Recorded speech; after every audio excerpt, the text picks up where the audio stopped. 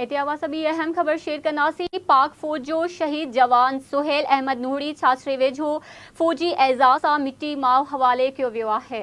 अवां खबर शेयर कयूं पिया। ब्रेकिंग न्यूज़ आहे। जनाज़ नमाज में पाक फौज जे ऑफिसरनि ऐं जवाननि समेत इलाइक़े वासिन वॾे अंग में शिरकत कई आहे। शहीद सुहेल अहमद नूरी खे पाक फौज जे दस्ते पारां सलामी ॾिनी वई आहे। एक दफ़ो ॿीहर अवांखे अपडेट कयूं। पाक फौज जो शहीद जवान सुहेल अहमद नूरी छाछरे वेझो फौजी एजाज़ सां मिट्टी माव हवाले कयो वियो आहे। जनाज़े नमाज़ में पाक फौज जे ऑफिसरनि ऐं जवाननि समेत इलाइक़े वासिन वॾे अंग में शिरकत कई आहे। शहीद सुहेल अहमद नूरी खे पाक फौज जे दस्ते पारां सलामी ॾिनी वई आहे।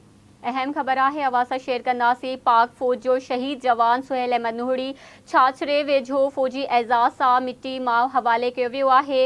जनाज़े नमाज में पाक फौज जे ऑफिसरनि ऐं जवाननि समेत इलाइक़े वासिन जी वॾे अंग में शिरकत थी आहे। शहीद सुहेल अहमद नूरी खे पाक फौज जे दस्ते पारां सलामी बि ॾिनी वई आहे। अहम खबर है अवास शेयर कंदासी। पाक फौज जो शहीद जवान सुहेल अहमद नूरी छाछरे वेझो फौजी एजाज़ सां मिट्टी माव हवाले कियो वियो आहे।